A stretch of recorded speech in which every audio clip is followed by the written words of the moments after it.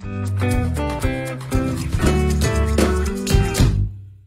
mga kapatid, this is Wilbert Ross. Would you rather have the ability to fly or be invincible? Siguro more on fly kasi I wanna travel the world na walang binabayad na ticket na mahal. Would you rather always know the truth or always get what you want? Always get what you want kasi kung alam mo na yung truth, boring na yung life, diba?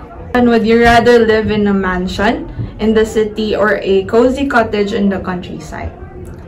Mansion sa city kasi taga-probinsya na ako, so para maiba naman. Would you rather give up social media forever or never watch another movie again?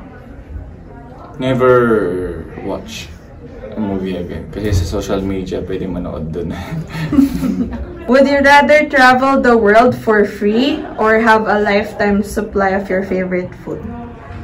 Siyempre travel for free. Would you rather read minds or see the future? Read minds na lang. Kasi boring nga talaga pag alam mo yung future, di ba? Okay. Now, would you rather have the power to heal others or to bring happiness to everyone? Siguro happiness. Kasi iba yung heal pag happy yung tao than the physical healing lang. Would you rather have a rewind button or a pause button for your life?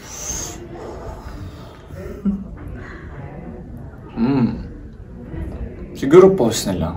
Kasi parang magiging boring ang life kung pwedeng baguhin lahat. At least sa pause, pwede kang magpahinga lang and then you go. Hello mga kapatid, I'm inviting you to watch Chasing in the Wild. Nasa Viva 1 na, nasa episode 2 na tayo ngayon. Kaya habol kayo, subscribe Viva 1.